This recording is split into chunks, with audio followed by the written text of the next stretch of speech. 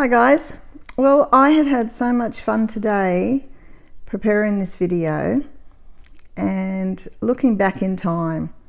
Looking back with Rachel Henning and her letter, and she mentions a batch of marmalade. She's cooking or preparing for cooking up some marmalade. She's writing about this in her letter back home, and it just reminded me of a lovely written legacy that I have in my home from my grandmother. And she made orange jam on a regular basis and left behind a handwritten recipe page from an old diary. And I framed it. Look, you can see how much has been spilt on it during cooking and how well loved and used it was. So I just found a cheap frame at the op shop and put it in there so that I've always got this. It's got her lovely handwriting. And this page from the old diary was dated January 1929. So how about that? And yeah, lovely, simple instructions on how to make some orange jam. So what I did was went ahead and stuck with the theme, and I've made myself some orange and lemon marmalade. And I'm going to show you all of that at the end of the video. I'll drop the recipe in the description as well. So if you want to give it a try, you can do that. But I had a lot of fun with it. And then searching around the kitchen, I was reminded that I also had this lovely old book, an old accounts book. I don't know if that was I don't know what. Mum was always like the treasurer of my sports clubs and things like that. And so she kept her recipes in this book. And she collected recipes from friends. A lot of these are written in other people's hands. They're cutouts from magazines. She'd get us to write them out for her. I can see my dad's writing in here. This is my mum's handwriting. And there's so many recipes and things that I remember from our growing up. So it's a lot of fun. It was just to look into this again and touch this old artifact from our family. I hope you enjoy today's letter from Rachel, and I hope you enjoy seeing the results of my marmalade cooking. I'll catch you on the next one. Please like and subscribe, help me grow this channel and reach more people with the ideas about connecting through written legacy. Thanks guys, bye.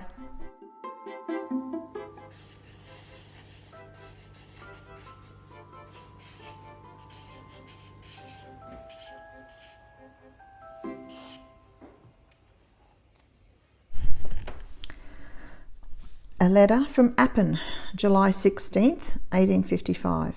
My dearest Etta, how I should like to see you once more, to find myself in England again, and of all parts of England at Danehill.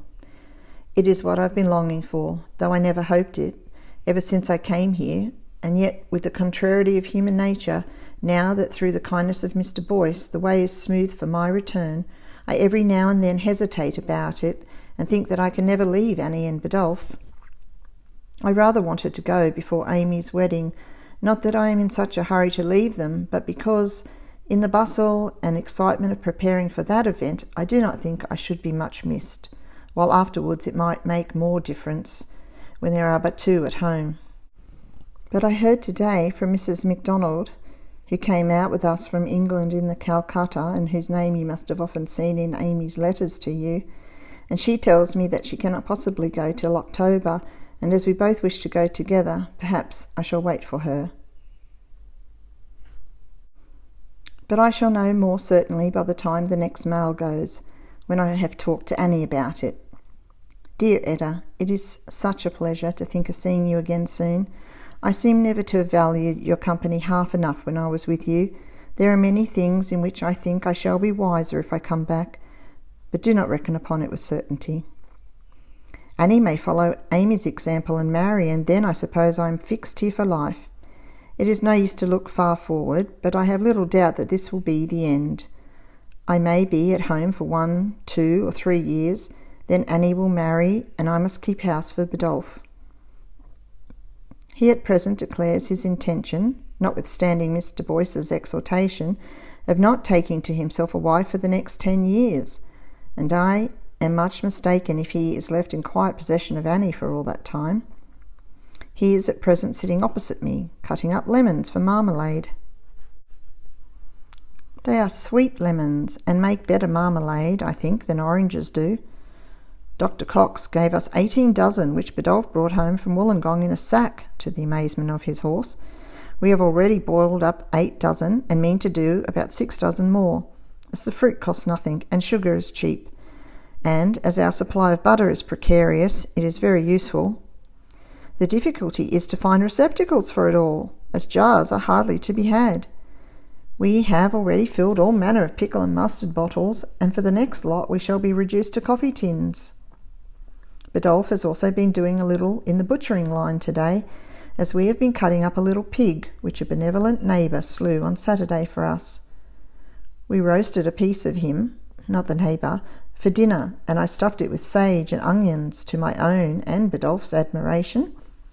The pig was killed in honour of Annie and Amy's return, but that happy event has been put off so many times that it is possible we may have to eat all the pork ourselves. Annie has been absent 20 and Amy 10 weeks. If my coming has done no other good, it has enabled the former to have a nice holiday, and she has thoroughly enjoyed her stay in Sydney. They have been very gay there, having been to the theatre very often and to 2 public balls, besides friendly parties. We expect them back tonight, or rather tomorrow morning, but it looks so threatening that I doubt if they will come. July 17th. Annie and Amy arrived this morning to breakfast. Both are looking very well, but of course they are rather tired by their journey. Bidulph could only stay and talk to them for a little while, and then he set off to Illawarra to look at the land he intends to buy. Of course you have heard from them full particulars about Amy's wedding, etc. I do not like the idea of not being present, and yet it will be better for Annie. They are busy unpacking now, but they have left most of their smart clothes at Sydney till they go down there again, as it is no use to convey them backwards and forwards. I have to go to Appin with the English letters, which must be posted today. Goodbye, my dearest Etta. Ever your affectionate sister, Rachel Henning.